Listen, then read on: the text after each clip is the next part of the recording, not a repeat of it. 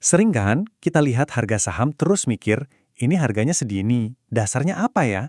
Nah, memahami nilai asli sebuah perusahaan itu emang bisa kerasa kayak mecahin kode rahasia. Tapi, gimana kalau saya kasih tahu kuncinya itu sebenarnya ada di depan mata kita semua? Tersembunyi rapih di dalam laporan keuangan. Yuk kita bongkar kodenya bareng-bareng. Oke, biar nggak ngawang-ngawang, kita pakai contoh beneran ya.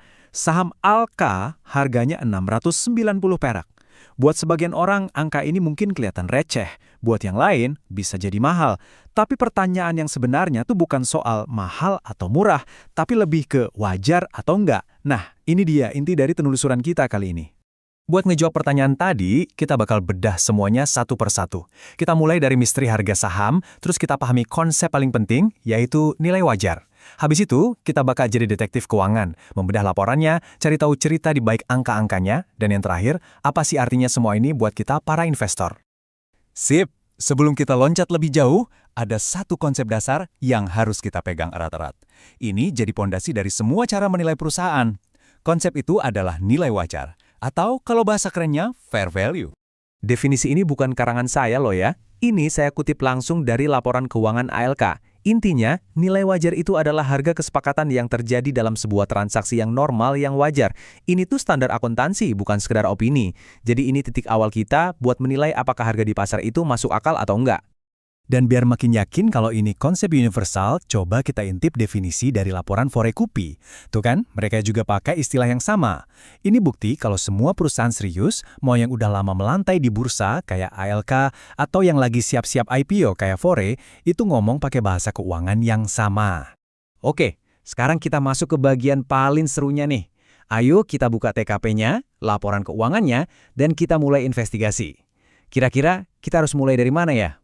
Selalu mulai dari halaman pertama, laporan auditor independen. Cek opini mereka. Untuk Alka, auditornya bilang laporan keuangannya menyajikan secara wajar. Nah, ini lampu hijau buat kita. Artinya, angka-angka yang bakal kita lihat nanti itu udah diverifikasi dan bisa kita percaya. Tanpa opini ini, kita kayak baca peta tapi nggak yakin petanya benar atau enggak. Di dalam laporan yang tebelnya minta ampun itu, ada ratusan angka. Tapi tenang, untuk analisis awal, kita kerucutin aja ke dua petunjuk paling krusial. Dua hal ini bisa cerita banyak soal kondisi perusahaan. Pertama, gimana struktur kepemilikan sahamnya? Dan kedua, berapa untung yang didapat untuk tiap lembar saham? Yang menarik dari struktur saham Alka ini adalah kestabilannya. Ada dua seri, A dan B, jumlahnya jelas, dan nggak banyak berubah. Ini ciri khas perusahaan publik yang udah matang. Nggak ada tuh perubahan-perubahan dramatis. Ini seolah-olah ngasih tahu kita, fokus kami bukan di restrukturisasi modal, tapi di operasional. Ini adalah cerita tentang stabilitas. Sekarang kita lihat kinerjanya lewat laba per saham atau yang sering disebut EPS, earnings per share. Gampangnya gini, EPS itu adalah jatah untung perusahaan buat tiap satu lembar saham yang kita punya. Dihitung dari laba bersih dibagi jumlah saham. Dan coba lihat perubahannya. Tahun 2023, tiap lembar saham Alka itu ngasilin untung Rp82,67. Di 2024, kondisinya jungkir balik. Tiap lembar malah nyatat rugi Rp8,53. Ini potret kinerja yang jelas banget, dari tahun yang untung besar ke tahun yang penuh tantangan. Oke, cerita Alka tadi kan soal stabilitas dan kinerja perusahaan matang. Sekarang, biar seru, kita lihat cerita yang beda 180 derajat. Cerita dari perusahaan yang lagi di fase pertumbuhan ngebut, yaitu Forekupi, yang lagi ancang-ancang mau IPO. Nah, kalau laporan ALK itu kayak novel yang alurnya tenang. Laporan Fore ini kayak film action. Lihat aja lini masa ini. Dalam waktu kurang dari 2 tahun, mereka rombak fondasi modalnya habis-habisan. Konversi utang jadi saham, suntikan modal berkali-kali, kelas saham dilebur jadi satu, terus modal dasarnya digedein. Ini bukan lagi soal bisnis harian, ini adalah manuver-manuver keuangan strategis yang biasanya cuma dilakuin sama perusahaan yang lagi siap-siap terbang ke lantai bursa. Biar kebayang segede apa perubahannya, lihat angka ini. Rp283 miliar lebih. Ini nilai utang yang diubah jadi saham cuma dalam satu transaksi. Ini nunjukin kepercayaan investor yang luar biasa besar, mengubah status dari pemberi pinjaman jadi pemilik. Ini bukan lagi penyesuaian, ini adalah transformasi. Tabel ini ngerangkum perubahan gilanya dengan sangat jelas. Coba lihat, tadinya punya 2 kelas saham, nilai nominalnya ribuan. Sekarang, cuma satu jenis saham biasa, nilai nominalnya 70 perak.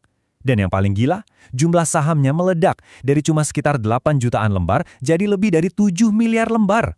Tujuannya apa? Dengan memperbanyak jumlah saham dan nurunin nilai nominal, harga per lembarnya nanti pas IPO jadi lebih terjangkau buat investor retail kayak kita-kita. Ini persiapan buat main di liga yang jauh lebih besar. Terus, laba per sahamnya gimana?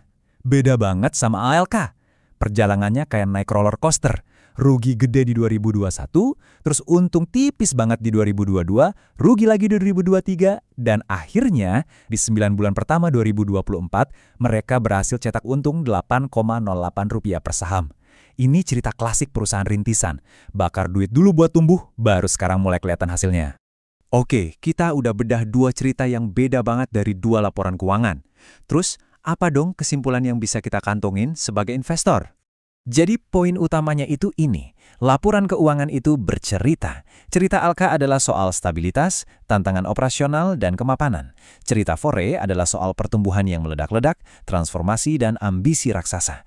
Nggak ada cerita yang lebih baik atau lebih buruk secara mutlak ya. Keduanya cuma nunjukin jenis peluang dan risiko yang berbeda. Pertanyaannya bukan mana yang lebih bagus, tapi cerita mana yang paling cocok sama profil investasi kamu. Nah, ini dia toolkit detektif keuangan buat kalian. Waktu menilai perusahaan, jangan cuma lihat harganya. Pertama, intip laporannya, cari opini auditor. Kedua, cek struktur sahamnya, ceritanya stabil atau lagi berubah drastis. Ketiga, lacak laba per sahamnya buat ngerti kinerjanya dari waktu ke waktu. Dan yang paling penting, rangkai semua petunjuk itu jadi satu untuk menemukan cerita besar di balik sebuah perusahaan. Yang kita bahas ini baru permukaannya aja loh. Laporan keuangan itu isinya harta karun, ada petunjuk soal arus kas, utang, aset, sampai strategi manajemen. Jadi pertanyaannya sekarang buat kalian, setelah tahu dasar-dasarnya, cerita menarik apa lagi nih yang bisa kalian temukan dari balik angka-angka itu? Selamat berburu!